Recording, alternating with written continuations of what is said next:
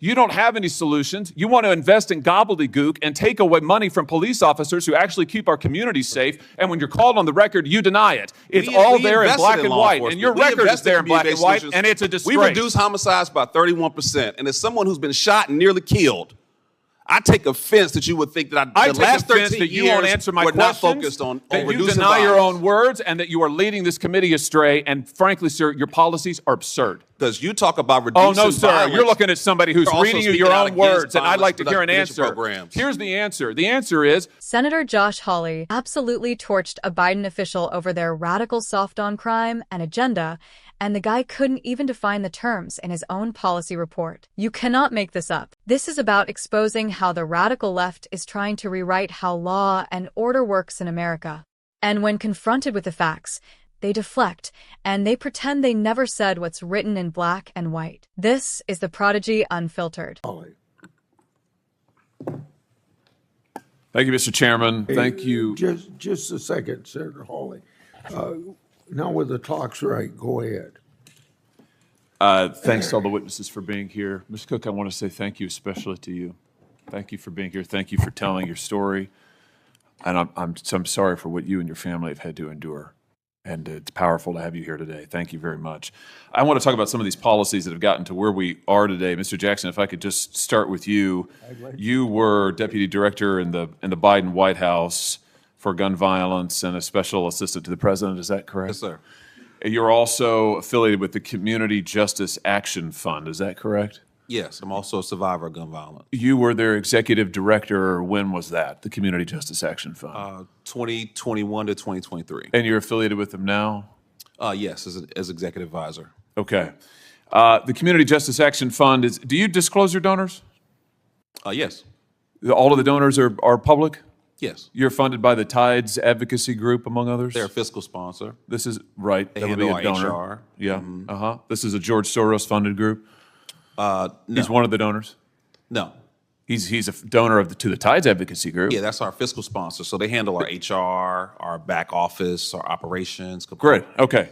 Great. So in other words, I mean, we're one of 300 organizations. Right, that they run. You are a subset of them. Pay them to be a fiscal sponsor. Well, you are a subset of that organization, which he helps to fund, right? Okay. All right. Just wanted to get a level set here. So I want to ask you about some of the policies that you've advocated, because they're exactly what we see implemented in these blue cities, like defunding the police. No. Oh, indeed. We advocate for. Wait, I haven't asked a question yet. We'll get to. I've got a lot of questions. Believe me, and I'll give you time. So let's talk about this report that you issued when you were executive director, a policymaker's playbook. And I'll ask to enter it into the record, Mr. Chairman. Great. Without objection. Thank you. In this report, you advocate, and I quote now, defunding the police because the long-term goal is fundamentally to reimagine how the state serves its citizens in the project of public safety. You go on to say police departments traumatize residents through a destructive cycle of racist over-policing, and the answer is not to add any more money to police budgets. Talk to me about, why is it that denying policing to the most vulnerable communities is a solution? I know that's what the blue cities are doing, but why is that a good idea? Well, look, I in no way stand with defunding law enforcement. That's what your report says. Sheriff Mike Sheridan, who taught me how to drive when I was 16 years old. Wait. Your report, when your executive director said you wanted to defund the police, do you renounce this report? Mr. Jackson, do you renounce the report that you authored as executive director? Here it is. You're the second senator to bring up an op-ed This isn't an op-ed. This is your report, a policymaker's playbook to reduce gun violence without policing communities. Okay. Community Justice Action Fund, copyright 2023, when you were executive director.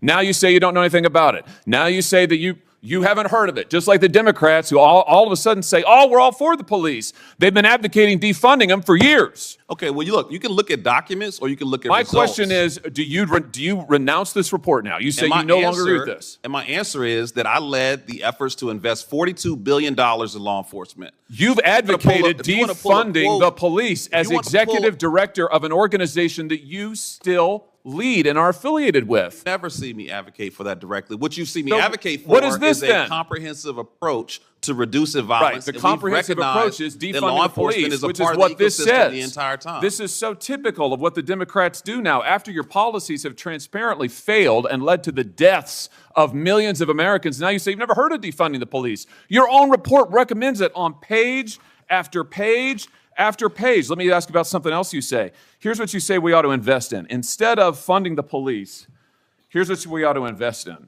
We need to invest in programs that acknowledge the need for safe space initiatives led by lesbian, gay, bisexual, two-spirit, trans, and gender non-conforming people. What's two-spirit?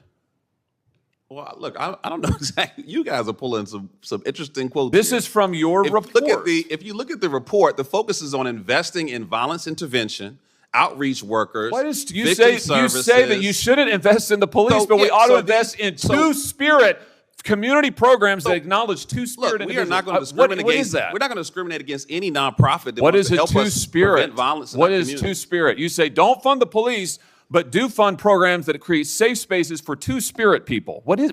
I just want to know. I don't know what that is. I have no idea what that is. Well, I honestly, I'm not completely aware of the language or the You wrote spirit the of how that was report? written. But what I'm telling you is that what is a two-spirit individual? I mean, really, this is your policymaker's playbook. You are the witness called by the Democrats on this committee, so I assume you reflect their views. Well, you don't want to fund the police. You want to fund safe spaces for two-spirit individuals. What is a two-spirit person? I feel like I'm looking at a two-faced individual because you talk about reducing Oh, no, sir. violence. You're looking at somebody who's You're also reading you speaking your out own against words, and I'd like to hear an violence answer. programs. Here's the answer. The answer is you don't have any solutions. You want to invest in gobbledygook and take away money from police officers who actually keep our communities safe, and when you're called on the record, you deny it. It's all there in black and white, and your record is there in black and white, and it's a disgrace. We reduced homicides by 31%, and as someone who's been shot and nearly killed, I take offense that you would think that the last 13 that you won't years answer my we're not questions, focused on that you reducing deny your violence. own words, and that you are leading this committee astray. And frankly, sir, your policies are absurd. They're absurd. I don't think we're getting any place, so let's, We can keep going. Senator Whitehouse. Thank you very much. So, let's break this down. Senator Hawley started off respectfully, thanking the witnesses, including a man named Mr. Cook, who shared a heartbreaking story about surviving gun violence. And look, as patriots, we all want safer communities.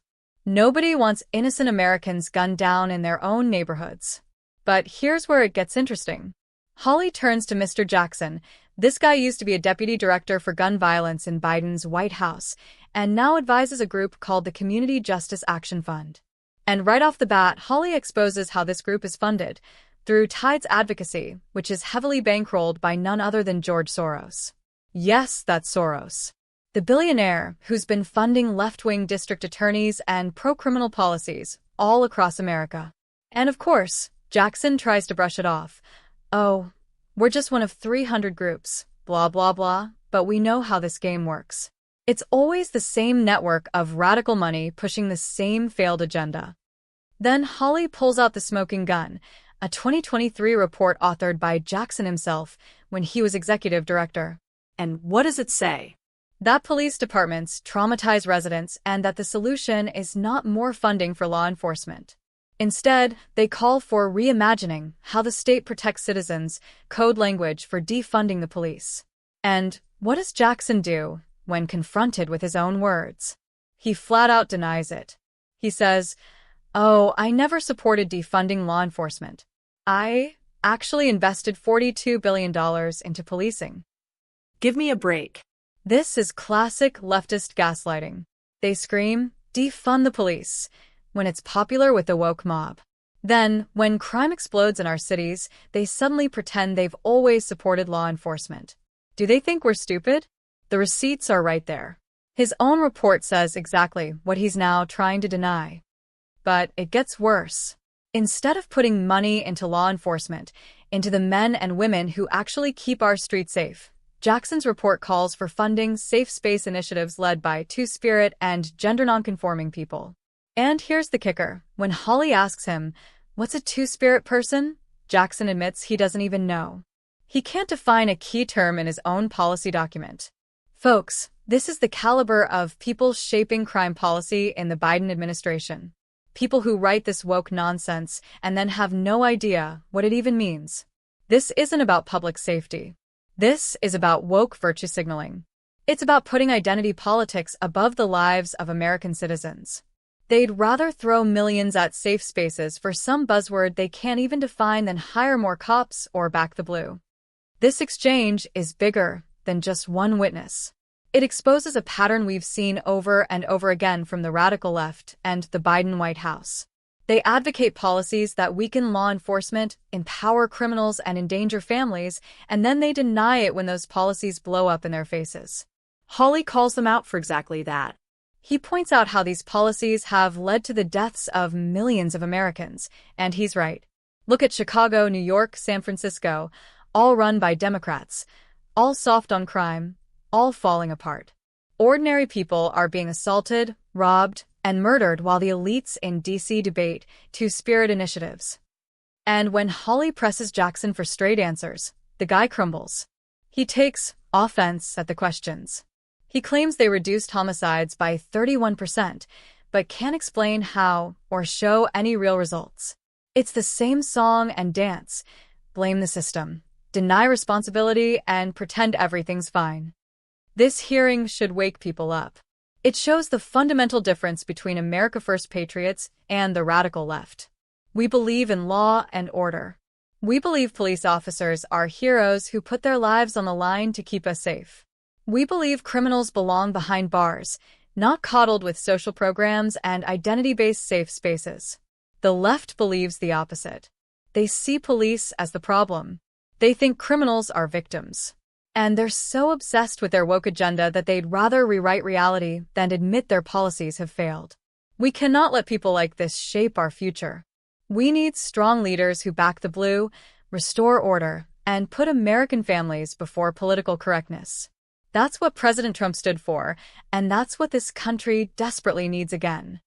So, here's the question I'll leave you with. Do you feel safer under these policies? Are your communities more secure because Democrats are funding two-spirit safe spaces instead of police officers? Because I'll tell you this, if we don't turn this around, if we don't reject this insanity at the ballot box, the America we know and love won't survive much longer. This is Prodigy Unfiltered. Like, share, subscribe, and stay in the fight. God bless America.